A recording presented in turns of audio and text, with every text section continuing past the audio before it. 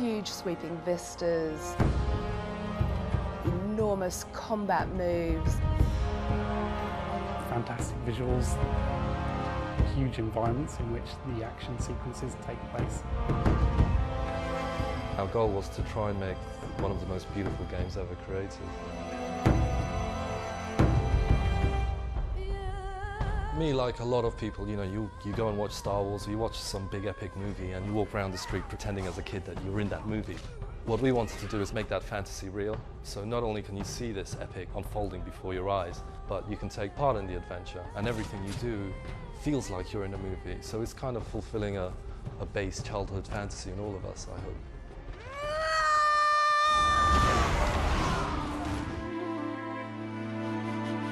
Heavenly Sword is the story of Noriko, our heroine. She is a very powerful, strong young woman wielding an enormous sword. She's fit. She's got wild red hair, this mane of red hair. Beautiful skin, big, gorgeous lips, dressed very scantily. She's the hero. The Heavenly Sword is an incredibly powerful and ancient weapon. While it makes her pretty much invincible, it's also killing her. She decides to use it because she's seeking revenge for all the death and devastation that evil King Bohan has wreaked upon her land. We've got a whole host of great characters in the game, from King Bohan, who's a maniacal despot, desperate to get his hands on the Heavenly Sword. Grant me power to send her back to the underworld. That was fun! Through to Kai, who's actually a friend of Noriko. And she's a secondary character. You actually get to play her in the game. She's got her own unique control system. The really cool sequences that we have in the middle of combat are called the super style moves. The hero will lock onto one person and perform this most fantastic single manoeuvre which will just obliterate their opponent and also the people around them. We look at lots of different styles of martial arts and see what we can take from them and just blend it all together to make some really amazing moves. The combat engine that we have in the game allows us to have scenes where she's got up to 2,000 enemies in front of her. With the new technology that we've got, there have really been no limits to what we've tried to achieve.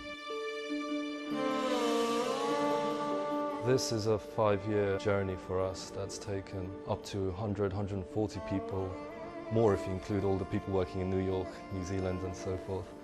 We've brought together an incredibly talented group of people from so many walks of life from all over the world.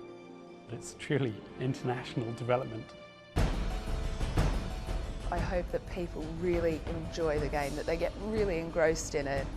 It's big, it's dramatic, it's film-like. If you've ever wanted to be in a blockbuster movie, you probably won't get any closer to it than Heavenly Sword.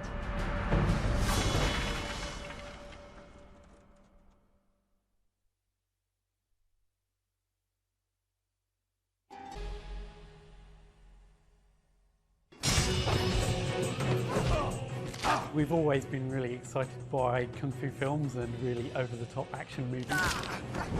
That includes the whole genre, from Hong Kong movies to samurai movies to particularly wuxia movies.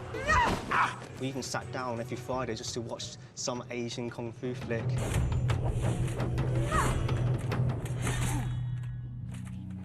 We've got a really amazing concept artist, Alessandro Taini, who created the beautiful concept art that we have.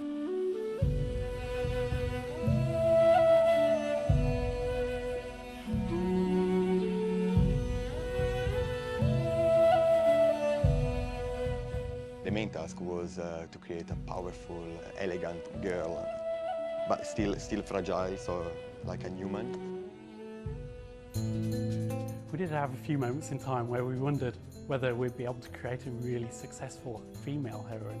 So we started to create some male equivalents, but we just knew in our heart of hearts that the male character wasn't as strong as the female character, and so we went back. I remember at one E3 show when our game was announced, 3,000 games were on show, and ours was the only original game that had a female lead. In hindsight, it was quite a bold move, but at the time it was just a sensible choice. When I knew Andy Serkis was the king, this was the first paint I did. It's really important, even the crow, which is part of the costume. It's like his soul, the crow. It's like a demon.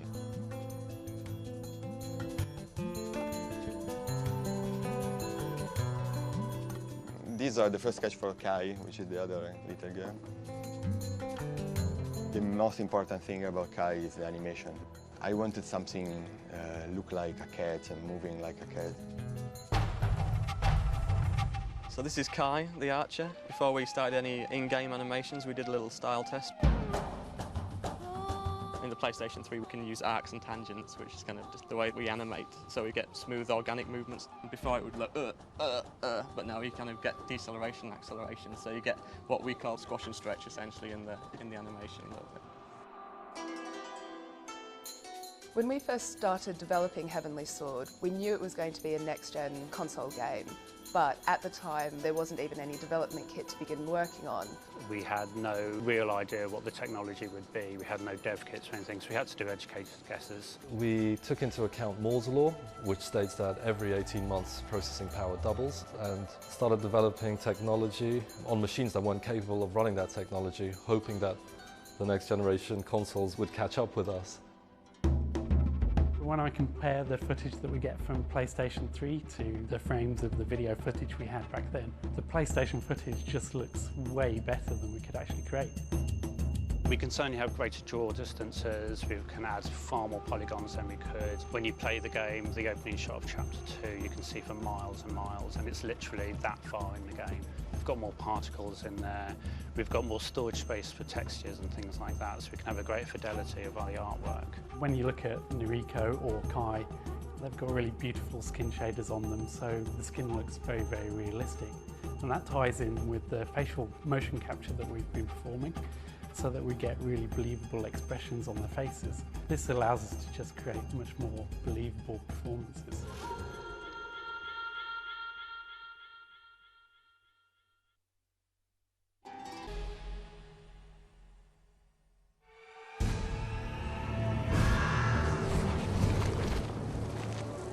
This girl! This beautiful girl stands in my way.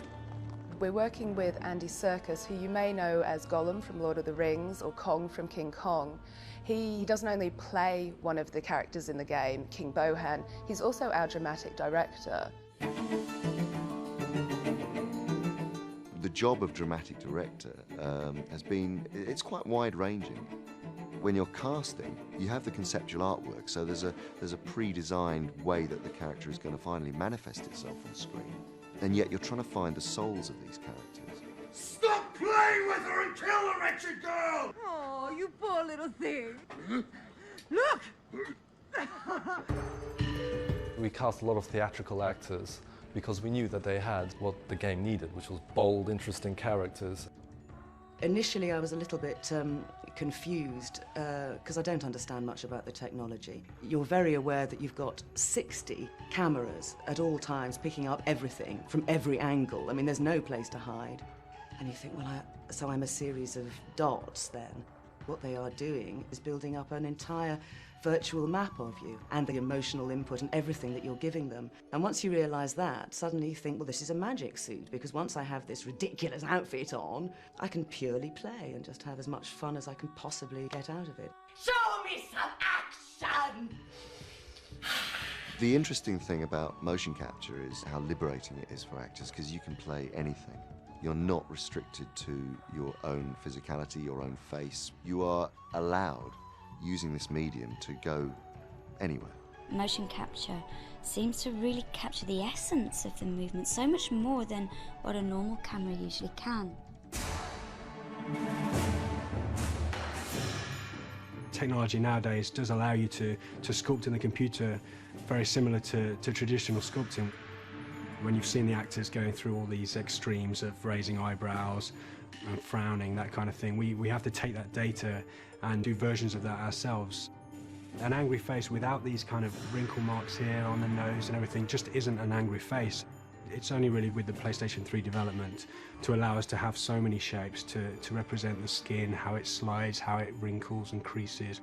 Stuart takes photos of us and photos of the animation of the character, and superimposes them, and then takes what he wants of us and what he wants of the character, which works really nicely with like skin tone and things like that, so that then there's kind of an essence of you. What is your purpose, Noriko, exactly? To die valiantly? To shed blood for a worthless cause, perhaps? Well, whatever it is, it's over.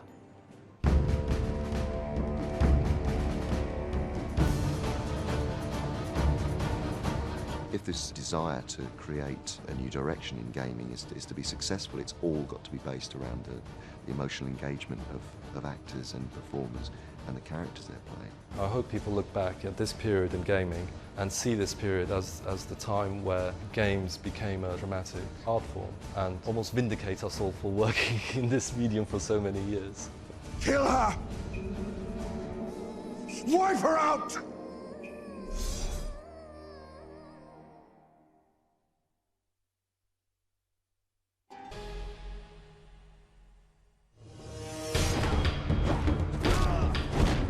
From the very beginning, we wanted to create a huge cinematic experience. Part of that was to create amazing sound effects and Foley. I think sound effects are often the most overlooked area of game audio. They give the player the most information and the most connection with what the character's doing. We hired a Foley artist and we used him to generate all kinds of different sound effects and sound materials.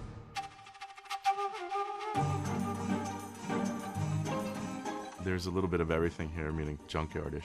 Every element you could possibly think of is here. Me and Marco have gone for runs out to flea markets and big garbage dumps, and we look for things that would work for the video game.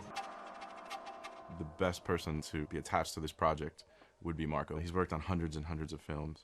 This is just a small portion of the props that we have. We've got metal buckets, we've got shackles, water effects, any kind of clothing that might need rustles or different kinds of jackets, different types of metal, gates, any kind of a sound we have. With a movie, you're starting with a little bit of something and then you either add to it or you sweeten something or you replace it. With a video game, you need to do everything. If you don't make it, you don't have it. We get movies from Tom, and we'll put it up on the screen in the Foley room, and we'll play it back a few times and see the motions that she's doing. A lot of the times they're not rendered completely, so we're dealing with some raw footage. And so I'll ask Tom, is she on stone, is she on dirt? We look at what is occurring in that actual movie, and we act out those sounds in front of a microphone. Nice. There'll be a list of things that we need to do. So if we have to run to a junkyard to find some big pieces of wood to throw around, or we have to run to a supermarket and buy some celery for bone breaks. I think watermelons are pretty overrated. A lot of people think they give you all this wonderful sound, but you hit a watermelon with a mallet and you get a half-a-second sound that doesn't have any kind of an implosion sound. Or we want something that sort of tears at the fiber of the item and just sort of rips it apart. Some of the more challenging things, I think, is some of the sword elements. The sword's not just a weapon, it's kind of a character in its own right. It's the thing that we want to use to make the player feel the most powerful. We brought swords to Heavenly Sword that we got from Crouching Tiger.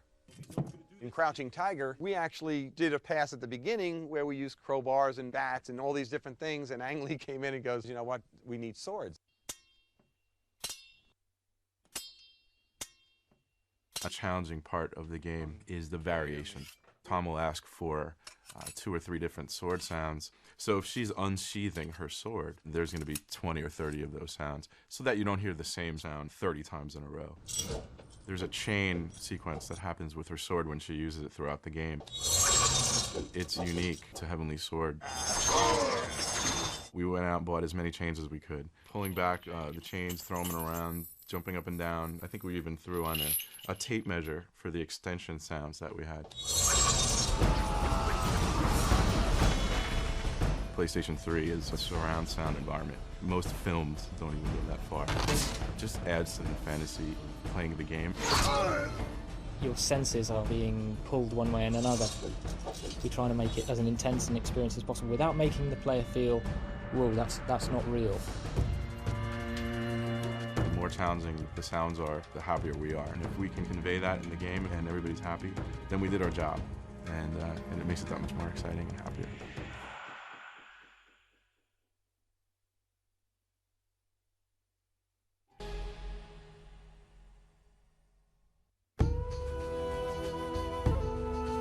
Like Nariko herself, who represents strength and vulnerability, we wanted to approach music in a similar way. We have our big orchestral soundtrack, but we want to add a more ethnic element and marry those two together. There are actually very few musicians in the world who are experts in both areas. Nitin Sonhi is one of them.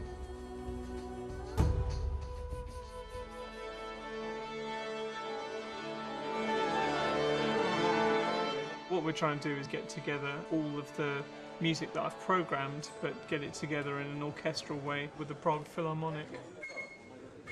The most important thing with each of these pieces is to follow the feeling and the mood of what's coming out.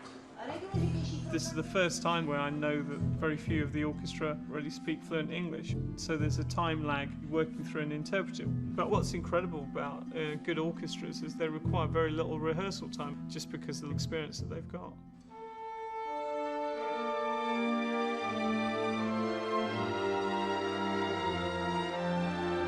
I don't think I would ever conduct my own material. I don't think I would deal with that pressure very well. Stephen deals with pressure very well, and he's been somebody that I've worked with more and more closely over the years. So I think he's invaluable.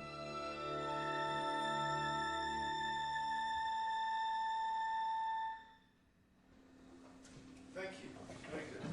I was approached originally with both images and script, and I also went up to Cambridge and spent some time at Ninja Theory, just watching some of the animators, getting a sense of their creative process. The images and the characters are so self-evident that it's very easy to write music for them.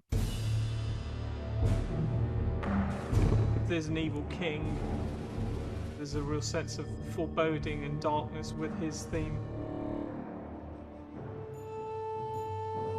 There's a character called Kai who comes from a tragic background.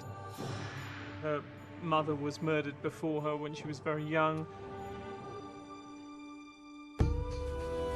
There's also the main heroine, Nariko. There's a sense of pathos with a lot of the scenes that she's in. In combat situations, the music tends to be quite epic and has a lot of power to it.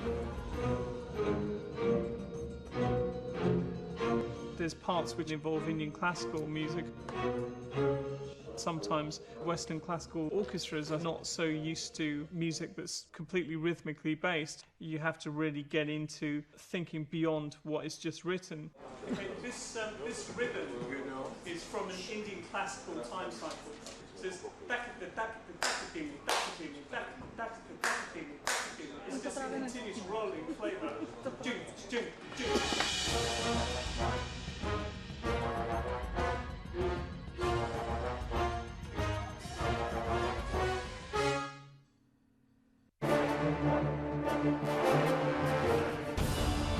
I think definitely the music has a sense of excitement to it and an energy that infuses it with a sense of momentum. So that's really what I was after.